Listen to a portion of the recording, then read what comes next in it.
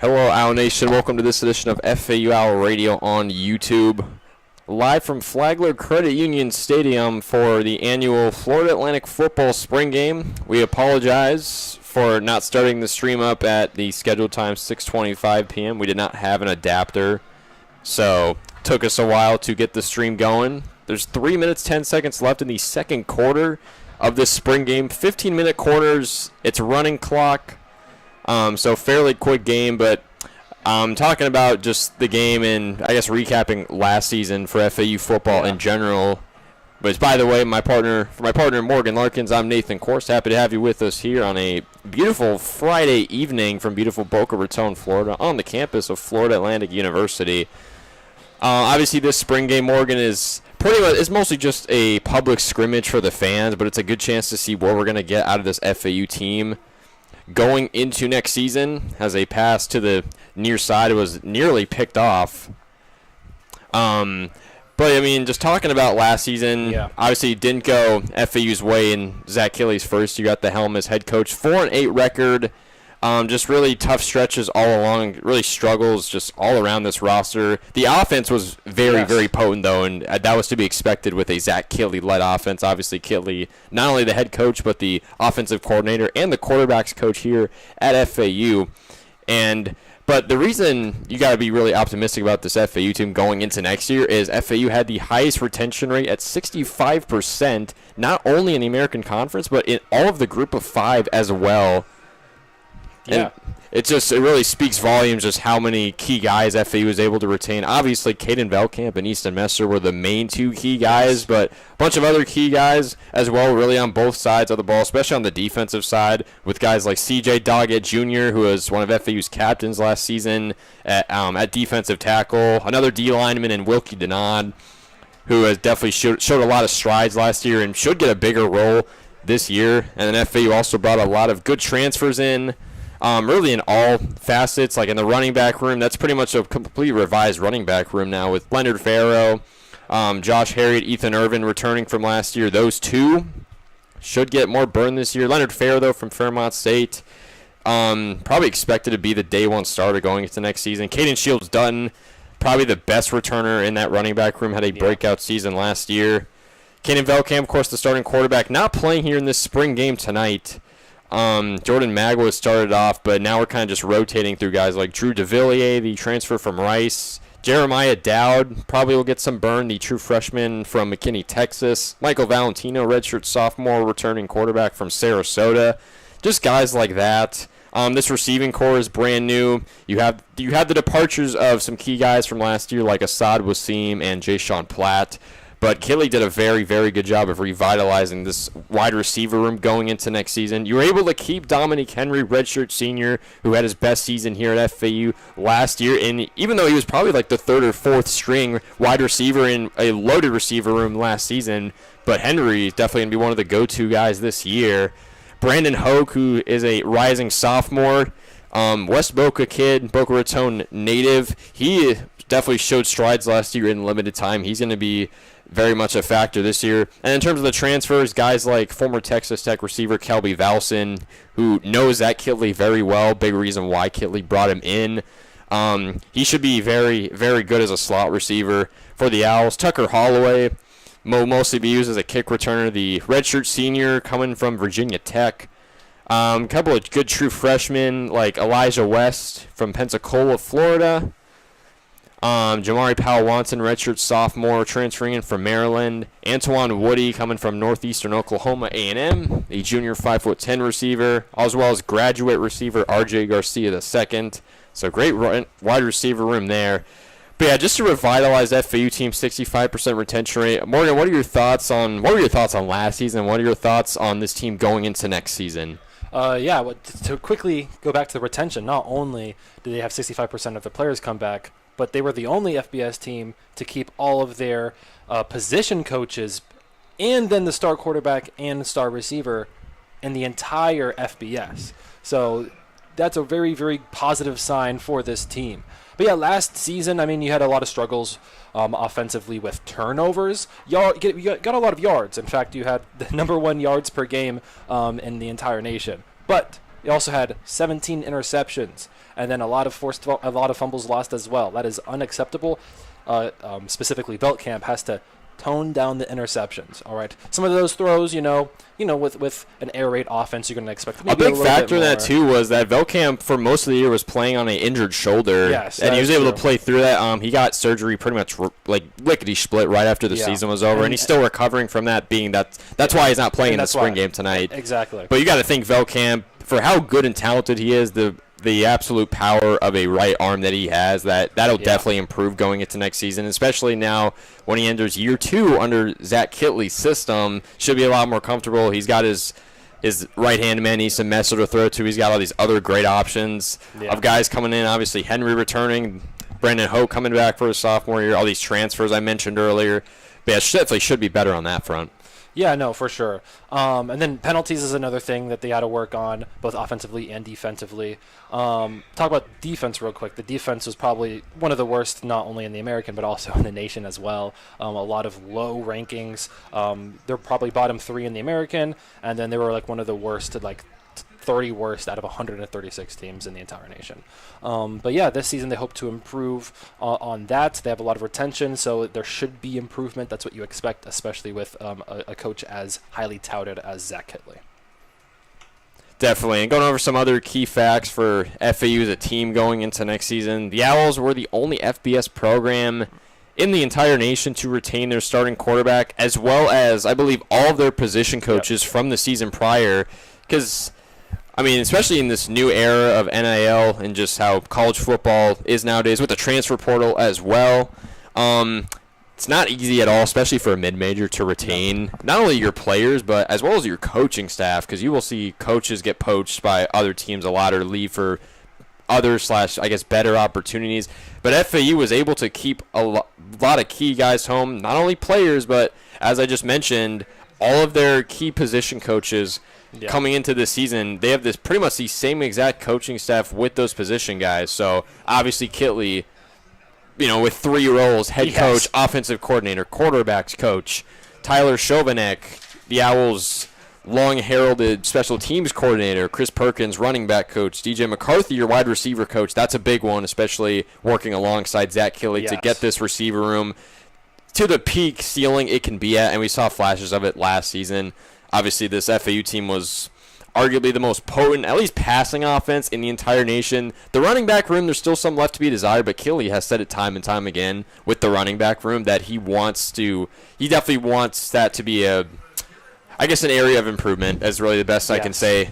And obviously he's got guys to do that with the running backs I mentioned before. But yeah, having pretty much your entire coaching staff back is absolutely massive. For example, wide receiver coach DJ McCarthy, he said the goal for this FAU team this season is to get 6,000 passing yards. Yes, which would break the record that was made by Zach Kittley in Western Kentucky 2021 with Bailey Zappi. Did he make that? So, yeah, that's going to be a very big goal for this offense. That's a very hefty goal. Obviously, just history says it, that's going to be a very slim chance that they actually get that. But that's how confident they are in this passing offense. You're going to expect a lot of passes. You want to see more yards, less interceptions. And then, of course, you want that defense to improve as well. Definitely. Obviously, because even Kittley said himself, he felt like this offense last season at least was a little too one-dimensional, I guess you could say, with mostly good passing to look forward to and then just not as much in the running game. But as we said before, I think we're really looking forward to what should be a more balanced offense, but at the same time keeping that potent passing offensive firepower that you had from last season. And obviously being that your wide receiver core is mostly new from the season prior, you weren't able to retain guys like Asad Wasim, who left for Purdue, or Jay-Sean Platt, who left for Illinois. Both guys went to Power 5. All the power to them, and those are great opportunities. But despite that, you were still able to keep guys like Dom Henry, and who had a breakout season last year, and Brandon Hoke, who is very talented and will look to have a really, really good sophomore season for the Owls, but just all the other talented guys that you were able to bring in. think we know what we're expecting with FAU's offense going into the season. Also touching on the offensive line a little bit. The offensive line definitely had its struggles last season as well, just being able to stay consistent. Just some games where kind of just fell apart in some spots. Obviously, a couple of changes for the offensive line this year. We don't 100% know what the starting O-line is going to look like. We know a couple of things, though. Braden Cunningham, who is the backup center, is going to be FAU's starting center. He is going to be FAU's rock this upcoming season, I guess you could say.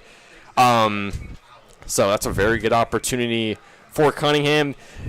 Vincent Fayakable, who was the center last season, is now going to move to right guard, which you could say is his more natural position. That's kind of what he grew up playing. Obviously, he started at FAU mostly as a center, but now he moves to his more natural position at right guard. And then another one is left tackle Jacavian Nonar, who is another key returner for FAU this season, especially in an O-line unit that definitely struggled at plenty of times last season. And then when it comes to your O-line as well as like your D-line in football, if you can, I mean, despite how talented your O-line or D-line is, if you can retain some of your guys that you know are key guys, that goes a really long way, and that should go a long way for FAU this coming season. Well, I think we'll step away for a minute here as we have about a minute and a half left in what is the halftime break right now in the spring game. Apologies we couldn't bring you play-by-play in the first half. As mentioned before, we did not have all of our equipment. That is completely on us. But second half, we will have full play-by-play for you guys for the entire second half, along with, of course, analysis here and there. So we will step away for a minute here on FAU Owl Radio in this red versus white matchup here in the FAU football spring game. Don't go anywhere. We'll be right back.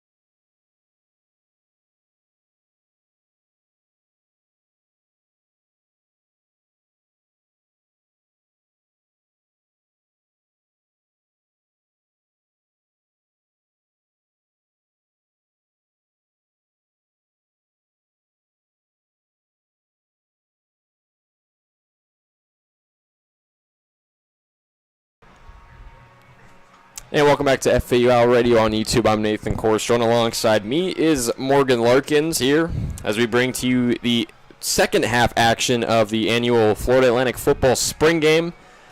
Once again, apologies for not bringing you play-by-play or just really much anything in the first half, as we did not have all of our equipment to start the stream up, but we are now all set and ready to go here. Red versus white here from Boca Raton. No score being kept, no stats being kept. This is pretty much just a public scrimmage, as I mentioned before, as the red team is on offense from their own 25-yard line to begin the second half. And we have a penalty flag thrown just before the snap, as Drew DeVilliers is at quarterback for Team Red, the interconference transfer from Rice. Yeah. An interesting story about him. He's actually committed to baseball first, to TCU baseball first, and then he decided he wanted to actually stick with football, so he decommitted, went to Rice, and now after 2 seasons, he came here to FAU. Yes, he did, as Drew DeVilliers takes the snap on 1st and 15 after the penalty flag. He throws way downfield, far side. Another flag is thrown. Trying to see who the intended receiver was. It's going to be Holloway. Looks like it was Tucker Holloway, the Virginia Tech transfer, who will probably mostly be used as a punt/kick returner, but will definitely get his fair share of playing time on the offensive side of things. But yeah, going back to de Villiers, obviously you mentioned him being committed to TCU baseball. I was going to say, speaking of baseball, Kyle Boylston, one of FAU secondaries, playing baseball against Tulane tonight, so he's not playing in tonight's game. Multi-sport athlete. De Villiers takes the snap on second down. Quick throw to his left side toward the far sideline for A.J. Johnson, the tight end transfer from Villanova. Definitely one of the more guys I'm personally excited about. A.J. Johnson, just a big body in the tight end room to have. Redshirt senior, 6'4", 260. Yeah, and speaking of tight ends, Kitley wants to incorporate them more into the offense. Last year, he felt like the passing game was a little bit too one-dimensional, too much 10-man personnel. He wants to do more 11 or 12 personnel, which would obviously incorporate more tight ends.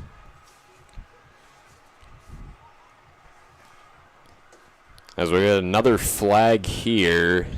It's currently 2nd down and 9 from the red team's 36-yard line. But yeah, we didn't really, as far as the tight end room goes from last season, it was definitely a lot tighter. We didn't really get as much action in the tight end room. As de Villiers is going to take the snap on 2nd down. He's going to throw near side. As he finds A.J. Johnson, the tight end from Villanova, once again. Johnson, definitely a clutch time scorer for this FAU roster. Had several clutch scores back in 2025, including a game-winning touchdown he had in the FCS semifinals. Or not in the FCS semifinals, but against Stony Brook back in the regular season. De Villiers takes a snap on 3rd down and 9. Pressure coming, and he is taken down, or more so two-hand touch for the sack right there. That was Josh Roberts, who did a really good job getting away from that right tackle, going to the left side of him, and then, of course, in football, it would be a sack, but two-hand touch. Josh Roberts played all 12 games for the Owls this season, as he will be entering his sophomore season. Had 21 tackles, 4 tackles for loss, 2 sacks last season, as well as an interception, 2 quarterback hits.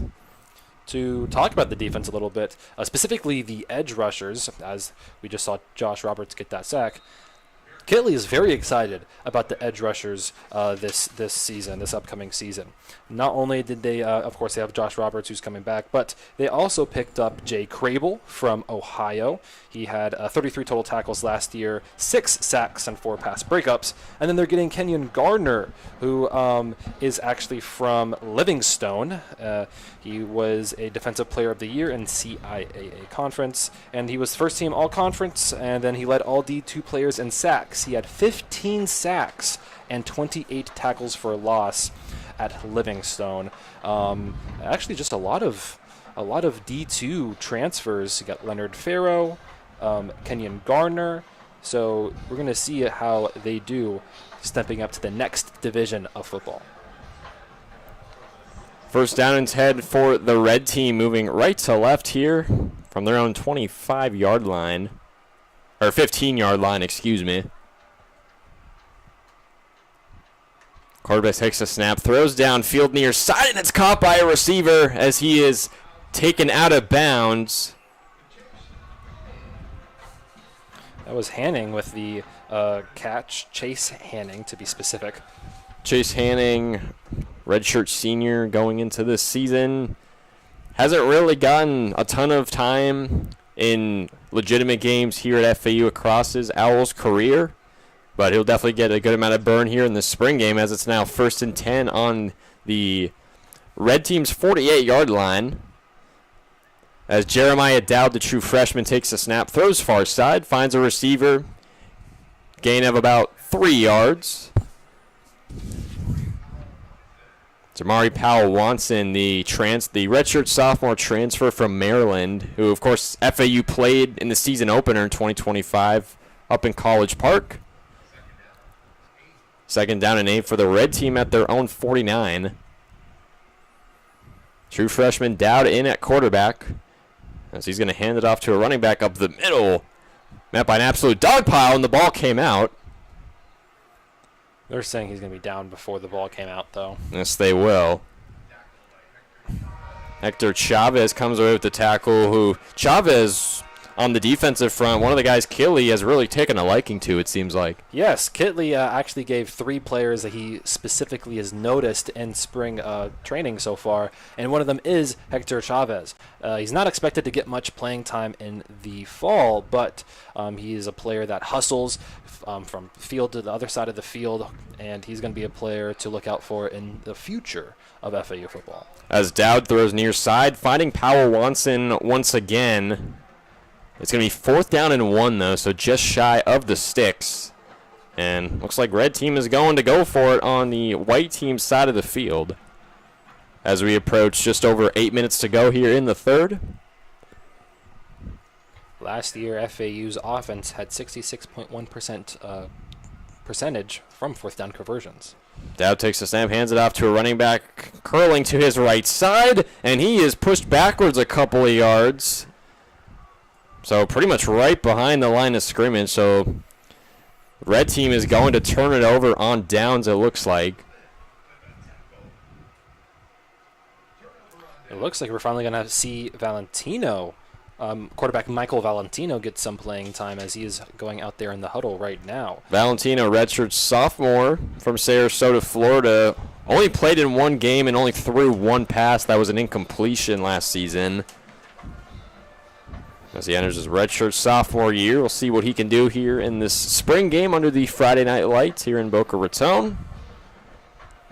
As Team White will now go on offense.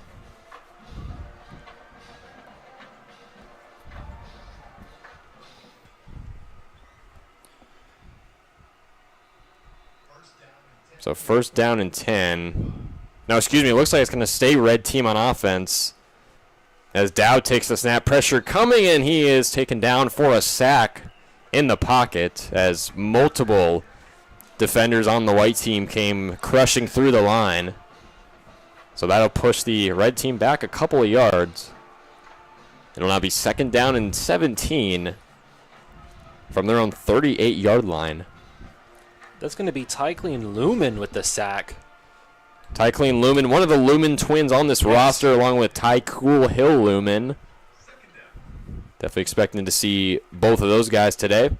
2nd down and long. Dowd takes the snap, hands it off to a running back up the middle, trying to push through the line as he's taken down toward the near sideline as Almari Brown was the ball carrier that time. Nate Fisher came on for the tackle. Fisher, the junior linebacker, transferred in from San Diego. Oh. As Dowd took the snap on 4th down through a near side, almost had it intercepted. Or excuse me, that was 3rd down. Now it's going to be 4th down for Team Red. As it looks like they are going to punt this one away with Tucker Holloway, the deep man for Team Red. Yeah, this entire offense right now is actually struggling, although it is, of course, the backups. But, yeah, it's going to be very interesting to see how Kitley and this offense is going to improve off of a very impressive season last year. Of course, we mentioned the turnovers, but 6,000 yards in a season is a very hefty goal for FAU, especially since they've only had one 4,000-yard passing season in their quarterback room, which was last year, of course. So to jump from there to 6,000 would be a very impressive feat. For sure. As we'll step away for a minute here on FAU Owl Radio on YouTube, 4:40. Well, actually, no, we'll stay right here, as a matter of fact, as we're under 4:40 to go in quarter number 3 here in the annual FAU football spring game.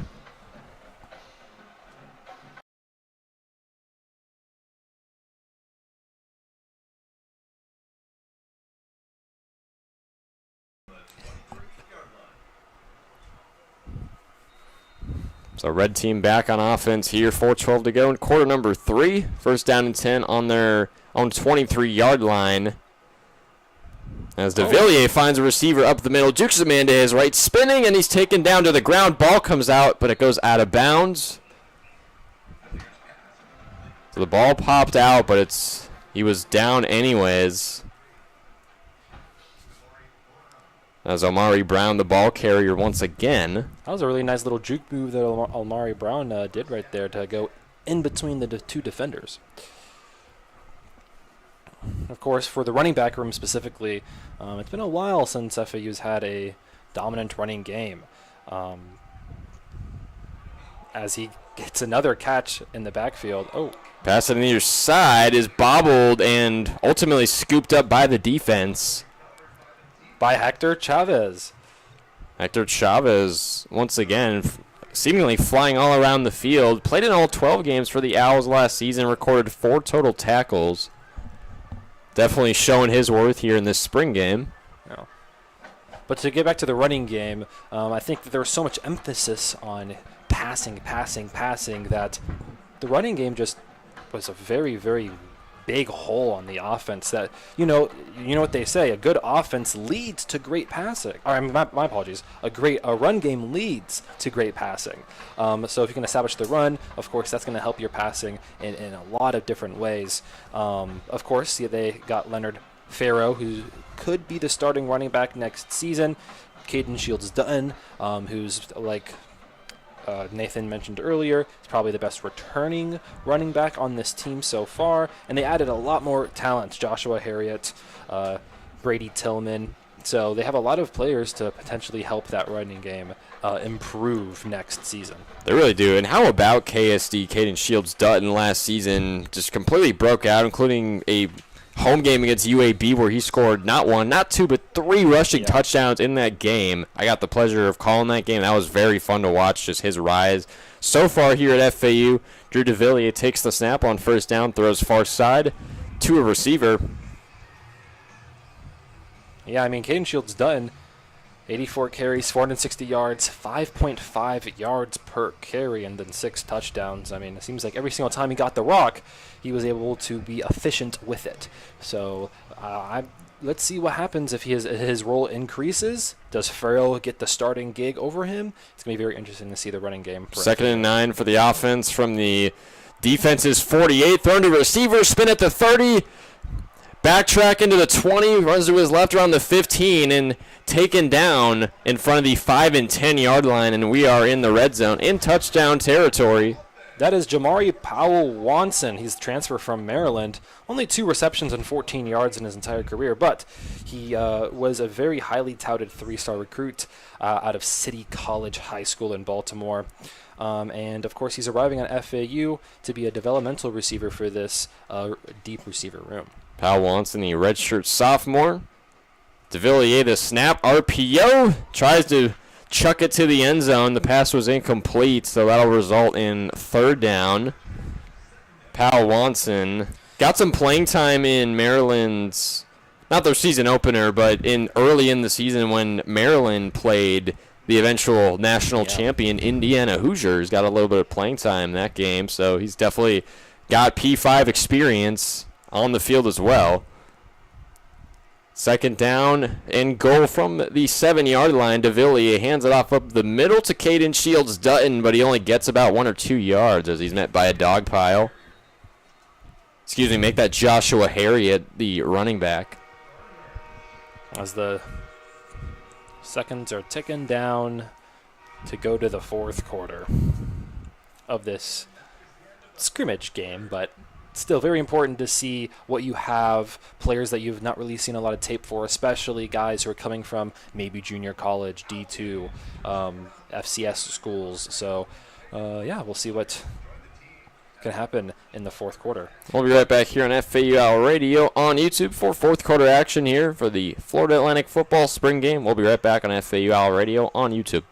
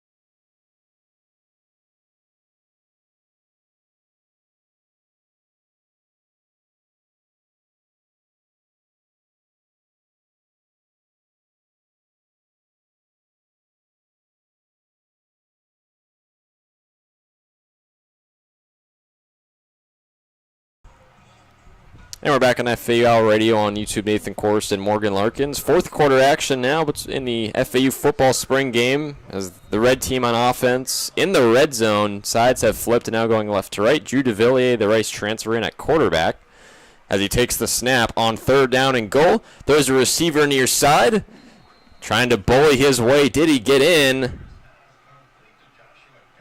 No, he did not. It was caught by the running back, Joshua Harriet. So the Owls are going to be right on the goal line pretty much here. Joshua Harriet, one of the returners for FAU, the redshirt junior, kind of local product from Fort Lauderdale, went to St. Thomas Aquinas. Yeah. So 4th and goal, it'll be for the offense here. DeVilliers still in at quarterback. It's a 3-receiver set. Harriet in at running back. DeVilliers hands it off to Harriet, and he is spun down to the ground and just short of the goal line, so the offense is going to turn it over on downs. And that was Kenyon Gardner, the highly touted edge transfer from Livingstone. He's going to be a big name to watch in the fall, I believe. Kenyon Gardner for sure, the Livingstone transfer, 6'4", 230 from Okeechobee, Florida. Played in 10 games for Livingstone last year, 55 tackles, 28 for loss. Yep. Had 15 sacks, which led all Division II players, Also ranked among national leaders in tackles for loss. He was the CIAA Defensive Player of the Year. Also received first-team all-conference honors along with those 55 total tackles, 28 for loss, 15 sacks. Had 1 pass breakup, 4 quarterback hurries, and a few forced fumbles as well. 2 of them he was able to recover. So Garner, couldn't tell you he's a developmental piece, but for the work he did, being granted at the Division II level, but if he can bring that kind of action to the D1 level, you got to think that this defense can really be potent because of that. Far pass downfield, I believe that was picked off, but 2 flags are going to fly. They're actually going to say catch offense as Valentino rolled to his right. That is R.J. Garcia, the second, coming out of Bowling Green, 283 yards last season. No touchdowns, 27 receptions. He was a slot receiver, so it's going to bring a slot receiver experience to this FAU offense. Started his career at Kansas State and then transferred to Bowling Green. All right, as we see Michael Valentino getting some reps here in the fourth quarter for this offense. He snaps the ball. He's going to throw it. Oh, it seems like it's batted. It was batted down by somebody at the line of scrimmage, one of the defensive players. Yeah, that's one thing that you want to see. That's one thing we want to see from the defense from now on is going to be more highlight plays, pass breakups, more interceptions. They only had 3 interceptions last year, 8 total turnovers forced. You need to see that number go up, especially in the American Conference.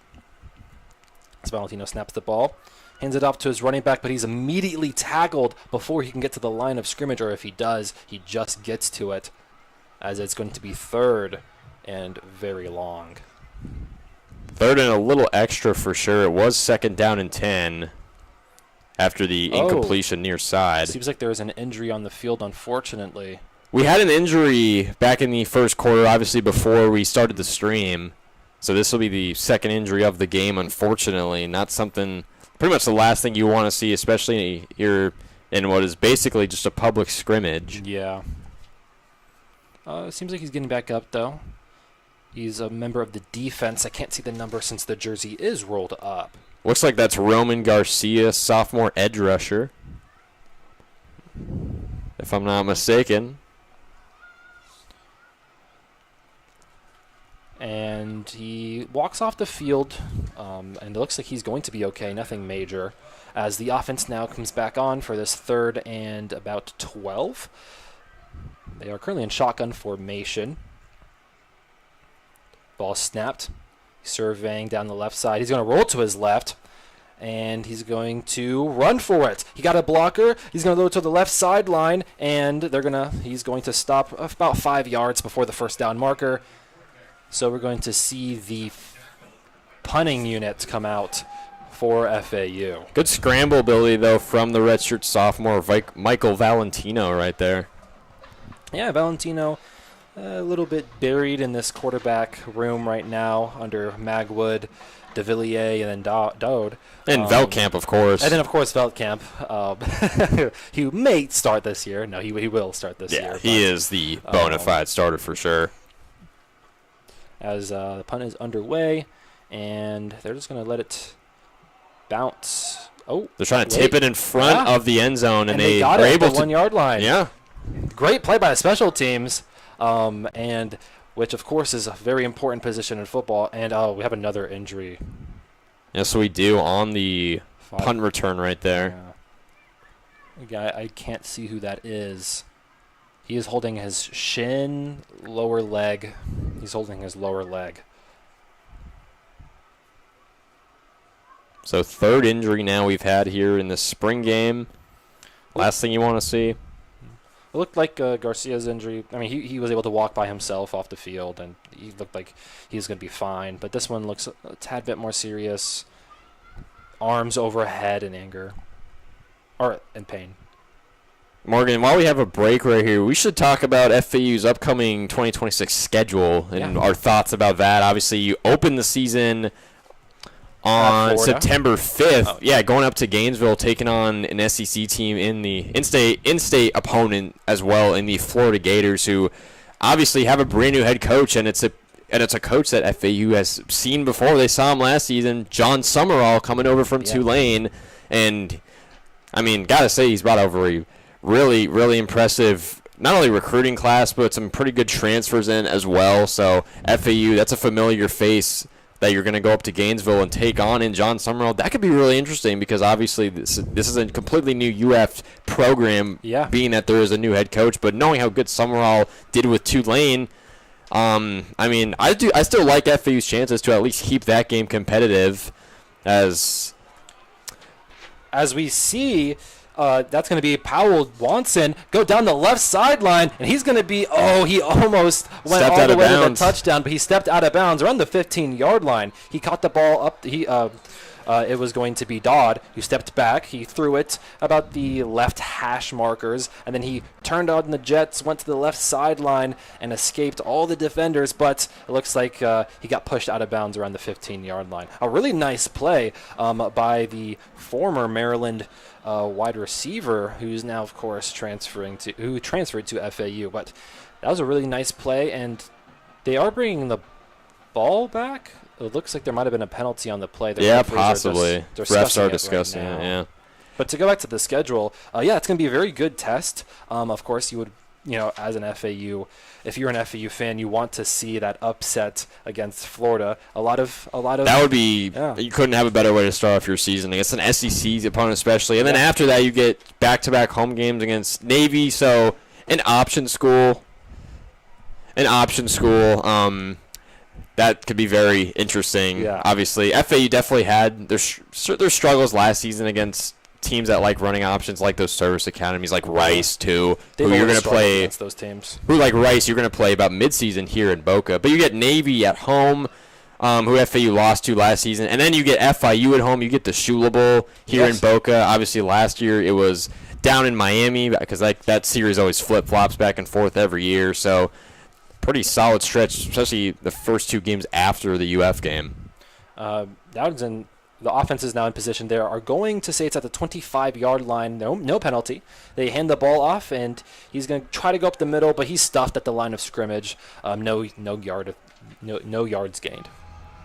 Last year, of course, they lost to FIU, and FAU is going to look to try to get their revenge here at Definitely home. Have to. Yes. They've got to get that Shula Bowl trophy back from Miami to where you had the trophy in Boca for, I believe, 7 consecutive years, and you unfortunately let your neighbors to the south in the Panthers snatch it from you. Yeah. FAU, I'm hoping, at least if you're FAU and Zach Hilley, that you really took that personal, and that's as Morgan is doing an air circle, that's definitely probably the number one game, maybe aside from UF to circle on the calendar.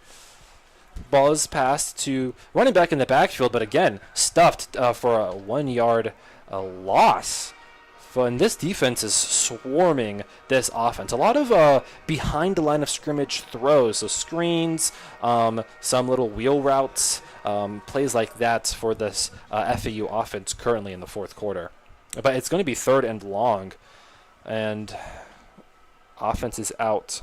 As Kelly was out in the field trying to get the play call in last second. Currently in trips formation right now. Ball is snapped. He's going to survey, look down the field, and the pocket collapses. It's going to be called a sack. Of course, they're not actually sacking the quarterback. Just two-hand Just trying to do that to prevent injury, of course. No injury to the quarterback.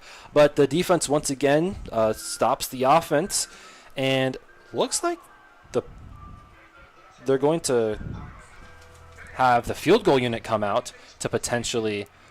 So I believe this is going to be Colin Rogers now, the SMU transfer, if I'm not mistaken. Yeah, it is, and it's going to be maybe a little bit shy of a 50-yard field goal. And this ball snapped. It is kicked, and it is good. Right through the middle of the uprights. Signed, sealed, and delivered from Colin Rogers right there. But yeah, to go back to FIU versus FAU, that's been, of course, a very historic rivalry, starting with, of course, Don Shula being the head coach of Howard Schnellenberger and FIU's first head coach. And that's just a very interesting story, a great story to see. But FAU normally is the winner of the Shula Bowl. I was going to say, the all-time series FAU, for the most part, has definitely had FIU's number. But obviously, after what was definitely a disappointing performance down in Miami, in a game where you were pretty much neck and neck, at least once you got to the halftime break. And in the second half, FAU kind of just collapsed in that game, unfortunately. But definitely much-needed revenge for that game, which will be on September 19th on a Saturday. The offense comes back on the field. That is going to be Michael Valentino. The ball is snapped, quickly thrown to his receiver on the near side, but he quickly gets surrounded by defenders. He's going to get about maybe 2 yards on that play.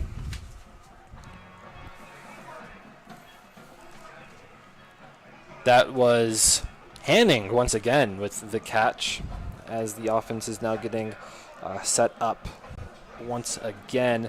A lot of shotgun for this FAU offense, as is in an air raid playbook. And then after FIU, they're going to go at ULM, Louisiana Monroe, and then the ball snapped. Valentino is going to throw it to the right sideline. It's going to be caught, and then he immediately tackled, but he's going to be just enough for the first down.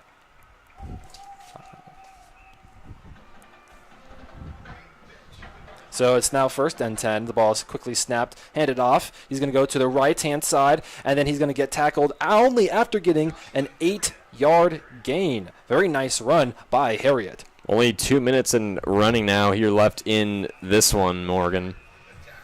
Yes, as the offense is going right to left. Valentino is looking, surveying, rolls to his left. He's going to throw it, but there's 2 penalty markers that comes out onto the field, and looked like he might have thrown it away. Minutes 34 seconds counting, as the referees are going to huddle together to talk about the penalty real quick. But they're going to hurry it up because, of course, there's only a minute and a half left until the scrimmage is over. The penalty is going to be officially on the defense. The defense struggled a lot with penalties last season. They had 68 penalty yards per game last year, which was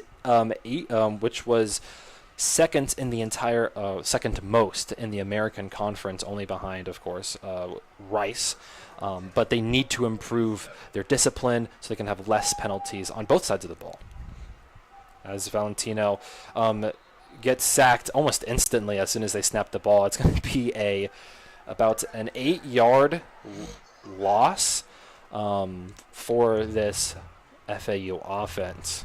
Again, only 37 seconds and counting, so they're going to have to hurry up. But yeah, with the penalty thing, not only is it just a matter of improving discipline, because obviously with penalties, that can also be a big drive killer, and we saw a lot of drives killed by penalties last season for FAU, especially on the On the offensive side, on the defensive side too. Valentino throws it deep, but it's just outside the receiver's reach. It's going to be with 10 seconds remaining, 3rd down. I don't know if they're going to roll another play or not. I think that's going to be it. Yeah, Valentino's walking slowly off into the sideline as the FAU football spring game is going to be over. Yes, the teams are starting to come off the sidelines. But, we apologize, of course, for missing the first half. Unfortunately, we had to find our adapter. But at the second half, we saw a lot of good defensive plays, some highlight offensive plays. What do you think about the FAU football team after the spring game? Definitely it's kind of a small sample size, but I think from what we saw, at least in the second half, because that's mostly what we got to witness in terms of just finding our equipment, as you said, definitely a lot to be excited about, just a lot of good offense to go around, some very nice defensive plays. We saw a couple of interceptions, more so early in this game, as the entire team huddles up midfield, as well as just all the support staff and just people of that nature. As Zach Healy, I'm sure, is going to talk to the whole team, just talking about what he saw, especially for going into next season. Did not see Caden Veltkamp tonight as expected. Still rehabbing from that shoulder injury that he got surgery on right after the 2025 season was over. We did see Easton Messer mostly in the first half. He was able, I think there were no stats that were being kept for this game, but he did have, I know, at least a couple receptions, showing off the speedy route running that he has. Another guy, Jamari Powell-Watson, specifically in the receiving room, got a lot of touches in that second half. A few great catches. Of course, you had the one where he almost went to the end zone, but was pushed out of bounds at the 25-yard line. And then, of course, another big catch at the opposite side of the field. But, of course, this, being in this offense with Valentino and Dodd, you have to think, well, this might be the spring, this might be the game that helps them go up the depth chart. Of course, especially at the start of training camp when August comes. Definitely a good chance indeed. Staying on the receiving room, Kelby Vallis, the Texas Tech transfer, really only saw him in the first half. Didn't really have a ton of action, but got a good amount of playing time in terms of that difference. Brandon Hoke, the sophomore receiver, I don't believe we saw him tonight, but we will definitely see him this upcoming season. He will have a bigger role in this receiver room for sure. Tucker Holloway, the redshirt senior transfer from Virginia Tech, had a couple of receptions, mostly in the first half. Once again, the running back room rotated between a couple of guys. Leonard Farrow got some touches in the first half, but nothing else to be seen from there. But he definitely showed off his versatility, especially running up the middle through the A gap and whatnot. Caden Shields Dutton had a touchdown back in the first half. He got a couple of touches, good amount of playing time. Joshua Harriet, mostly in the second half, was the running back for FAU. Guys like Ethan Irvin and Brady Tillman, we didn't really see much of. Amari Brown, we got to see him a lot. Amari Brown, definitely a guy like you were talking about with some of these more, I guess, reserve guys, that this is a really good chance for them to possibly drive their way up the depth chart. So Amari Brown, that could be a guy that, depending on what Keeley liked, what he saw, which I think he was pretty solid as well. I think he also got some time as a receiver as well as a running back, of course. So always good to have a dual threat wide receiver and running back, something that someone like Kane Shields Dutton we saw a little bit of last season, but mostly as a rusher. But like guys like Ethan Irvin, Brady Tillman didn't seem to play tonight. Harriet mostly got the reps at running back in the second half. In terms of quarterback, Jordan Magwood started this game off in the first half. He looked okay, had a couple of tough throws, had one intercepted by Zaire Horton back in the first half, but other than that, definitely showed off his versatility. Obviously, we mentioned the dual threat abilities that Magwood has as he enters his sophomore season, the Tampa, Florida native. Drew DeVilliers, Jeremiah Dowd, Michael Valentino were mostly the three rotating quarterbacks in the second half of this game. So plenty of guys to go around there. What were you going to say? I was going to mention that the third injury that we saw tonight was actually Antoine Woody, receiver that came from Northeastern Oklahoma A&M. And he was able to walk off the field by himself, but he had a little bit of a limp right there. So maybe it was a cramp. I've had those cramps before. They're pretty bad to walk off.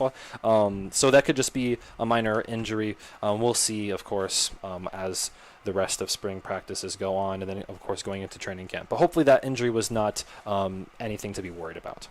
No doubt. So we kind of knew what we saw from the offense tonight. The defense, I guess, was probably a little more sporadic, if I will.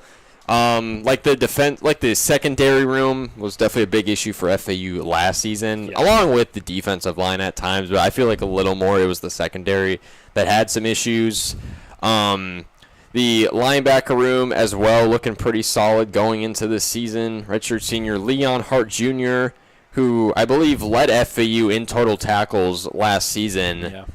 He transferred in from Marshall before last season. So big returning defensive guy there, along with guys like C.J. Doggett Jr. and Wilkie Denard, who we mentioned, I guess, pregame, if you will. A couple of good transfers in Jonathan Bax. Blake Burris, especially the 6'5", 308 graduate defensive lineman, started his career with Zach Kidley at Texas Tech, and then transferred in from SMU, so ACC school.